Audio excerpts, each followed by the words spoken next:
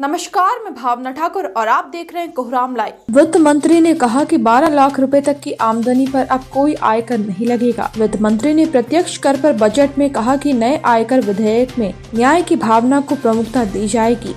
वेतनभोगी लोगों के लिए 12,75,000 रुपए की कर योग्य आय पर कोई टैक्स नहीं लगेगा। वित्त मंत्री ने कहा कि इस फैसले से मध्यम वर्ग पर करों को काफी हद तक कम करने में मदद मिलेगी। उनके पास अधिक पैसा छोड़ने, घरेलू खपत, बचत और निवेश बढ़ाने का मौका होगा। टीडीएस की सीमा में बदलाव किए जाएंगे ताकि इसमें एक रूपता लाई जा सके। वरिष्ठ नागरिकों के लिए टीडीएस में छूट की सीमा को 50,000 से बढ़ाकर 1 लाख रुपए किया जाएगा। किराए से होने वाली आमदनी पर टीडीएस में छूट की सीमा को बढ़ाकर 6 लाख रुपए किया जाएगा। अपडेटेड रिटर्न दाखिल करने की सीमा को 2 साल से बढ़ाकर 4 साल कर दिया गया है।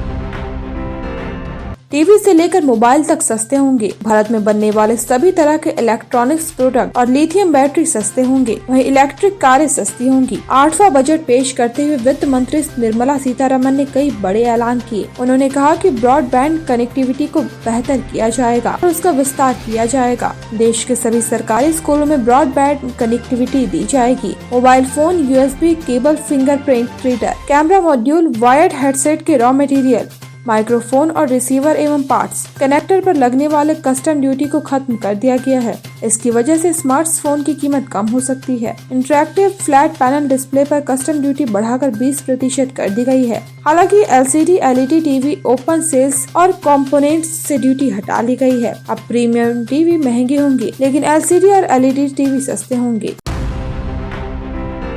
वित्त मंत्री निर्मला सीतारमन ने कहा कि अगले 5 वर्षों में महिला उद्यमियों को 2 करोड़ रुपए का टर्म लोन उपलब्ध कराया जाएगा। सरकार ने बजट में SC/ST वर्ग की महिलाओं के लिए पहली बार उद्यमी बनने वाली नई योजना शुरू की है। इसके तहत सक्षम आंगनवाड़ी एवं पोषण 2.0 स्कीम के तहत 8 करोड़ गर्भवती और स्तनपान कराने वाली महिलाओं और लड़कियों को पोषण देने की बात कही गई है। सरकार बजट 2025 में महिला सशक्तिकरण पर जोर दे रही है। आंकड़ों के अनुसार देश में कुल 252 करोड़ बैंक अकाउंट है, जिनमें से 36.4% यानी करीब 51 करोड़ खाते महिलाओं के हैं। वित्त मंत्री ने बिहार में राष्ट्रीय खाद्य प्रौद्योगिकी उद्यमिता एवं प्रबंधन संस्थान की स्थापना करने की भी घोषणा की।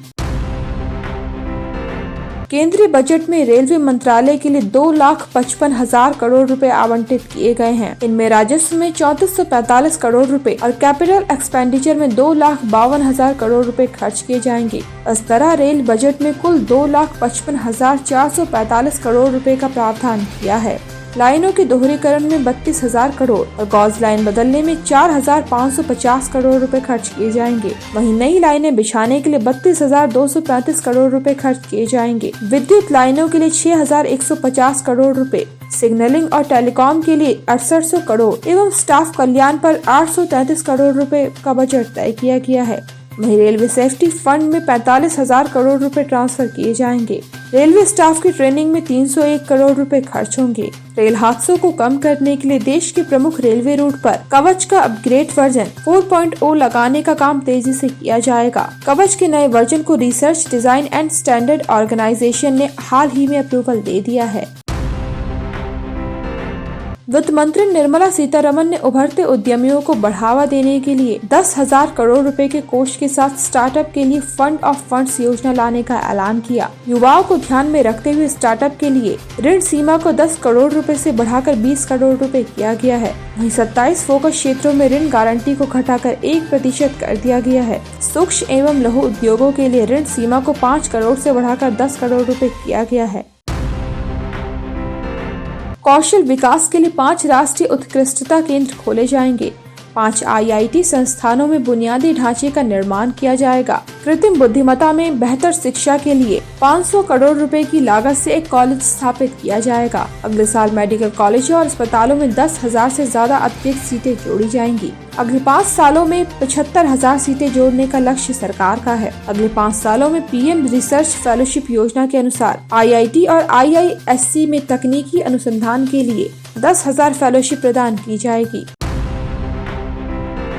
केंद्र सरकार ने गरीब तबके के लोगों के लिए बड़े ऐलान किए हैं। वित्त मंत्री निर्मला सीतारमण ने शनिवार को कहा कि सरकार 1 करोड़ गिग वर्कर्स को मदद देने के लिए ई श्रम मंच पर पंजीकरण की व्यवस्था शुरू करेगी। इसके लिए श्रमिकों के पहचान पत्र की व्यवस्था भी की जाएगी। ई कॉमर्स कंपनियों के लिए डिलीवरी बॉय का काम करने वाले कर्मचारी गिग कर्मियों की श्रेणी में आते हैं। सीतारमण ने कहा कि ऐसे श्रमिकों को प्रधानमंत्री जन आरोग्य योजना के तहत स्वास्थ्य देखभाल सुविधाएं प्रदान की जाएंगी। इससे करीब 1 करोड़ श्रमिकों को लाभ मिलने की संभावना है। आप से इस्तीफा देने वाले 8 विधायक शनिवार को भाजपा में शामिल हो गए।